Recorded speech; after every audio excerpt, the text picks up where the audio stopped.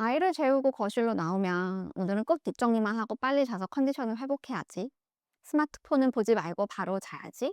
라고 비장하게 다짐을 하죠. 근데 막상 뒷정리 마치고 침대에 눕는 순간 모든 게 무너지지 않으세요? 분명 머리로는 알고 있어요. 지금 스마트폰 내려놓고 자야지 내일 아침 좋은 컨디션을 아이를 볼 수 있다는 걸. 하지만 손가락은 마치 자아를 가진 것처럼 인스타그램 릴스 넘기고 있고 유튜브 쇼츠에 늪에서 막 허우적거립니다. 그러다가 정신을 차려보면 새벽 2시. 시간이 왜 이렇게 빨리 갔지? 아기가 잘 때 나도 자야 되는데 자책하면서 억지로 잠을 청하죠. 대부분의 육아맘들 중에 이런 경험 해보지 않은 분들은 아마 없으실 거예요. 오늘은 이렇게 하루하루 힘들게 보내다가 문득 정신을 차렸을 때 아기가 6개월이 지나고 나면 엄마들이 가장 후회하는 점 5가지를 말씀드리려고 합니다. 첫 번째, 제대로 된 기록을 남기지 못한 거. 지금 돌아보면 그때 당시 사진은 정말 많은데 사진이 다 비슷비슷해요. 아이만 가까이 찍거나 남편이 아이와 놀아주는 사진만 있더라고요. 사진 속에서 저만 없었어요.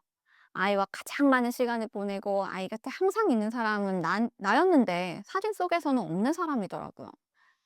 아마도 출산 후에 이렇게 변해버린 모습 때문에 아이와 사진 찍기를 본능적으로 꺼려 했겠죠. 근데 이 부분이 저는 가장 후회가 되더라고요.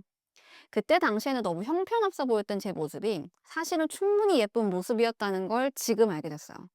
물론 처음 사진을 찍게 되면 여전히 내 모습이 마음에 들진 않아요. 그래도 꾸준히 조금씩 찍어보세요. 처음에 완벽하게 찍으려는 마음으로 찍으려고 하면 오히려 결과가 마음에 들지 않아서 사진을 아예 안 찍게 되더라고요. 두 번째, 같이 있는 시간을 온전히 쓰지 못한 거. 분명히 하루 종일 같이 있었는데 생각해보면 핸드폰을 보면서 지나간 시간이 더 많은 것 같아요. 아이가 지금 혼자 잘 노니까 나도 잠깐만 핸드폰에서 쉬어야지 이렇게 생각을 했었거든요. 근데요, 이렇게 아이가 옆에 있는데 아이와 눈을 맞추고 시간을 보내는 게 아니라 핸드폰만 이렇게 보게 되면 하루가 그냥 영양가 없이 지나가 버리게 되더라고요. 특히 6개월 이전의 아이는 생각보다 성장하는 속도가 막 빠른데 이 하루를 그렇게 보내면 그냥 이 시기는 지나가게 되는 거예요. 하루 10분이라도 너무 좋아요. 핸드폰 내려놓고 눈 맞추고 진하게 반응해주고 같이 웃어주는 그 순간이 지금 생각해보면 제 기억에도 가장 오래 남더라고요. 세 번째, 자기 관리를 완전히 포기했던 거. 아이를 낳고 3개월 동안은 이제 엄마의 몸이 막 약해지는 시기다 보니까 자기 관리를 완전히 저는 포기를 했었어요. 우선 지금은 아이한테 집중을 하고 나는 나중에 챙기자. 뭐 이렇게 미루다 보니까 결국 체력도 무너지고 마음도 같이 무너지더라고요. 엄마가 괜찮아야 육아도 괜찮아진다는 걸 그때는 몰랐어요. 그러니까 거창하게 마음 먹고 막 시작해 그런 거 말고요. 스트레칭이라도 해보세요.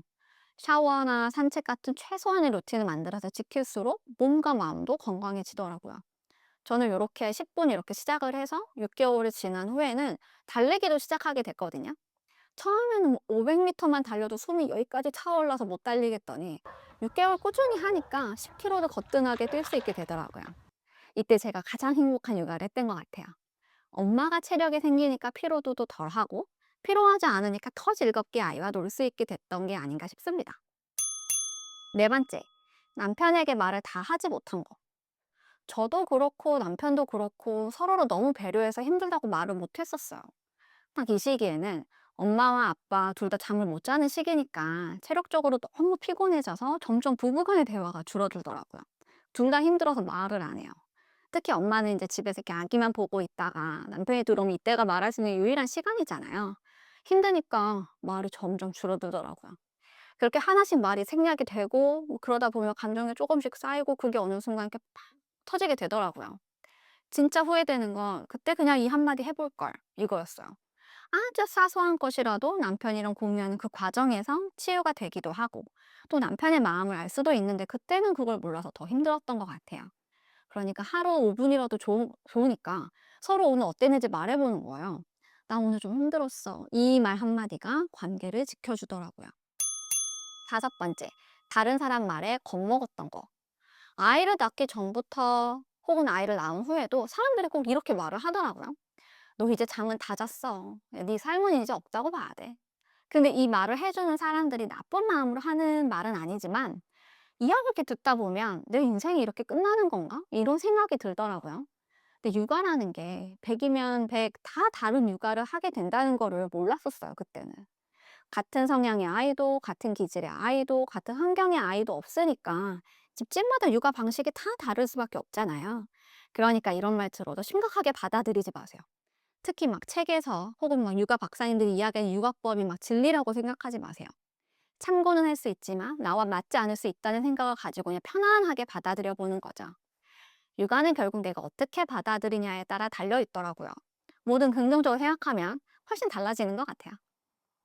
결국 돌이켜보면 이 모든 후회는 특별한 걸 안 해서 생긴 게 아니라 조금만 더 잘해볼 걸 이래서 시작된 것들이더라고요. 완벽하게 하려고 했던 순간에는 아무것도 못했고요. 대단한 걸 하려고 했던 날은 오히려 막 더 지쳤었어요. 그래서 지금은 이렇게 생각을 합니다. 거창하지 않아도 괜찮아. 완벽하지 않아도 괜찮아. 그냥 오늘 하루를 조금만 더 남기고, 조금만 더 느끼고, 조금만 더 나를 챙겨보자.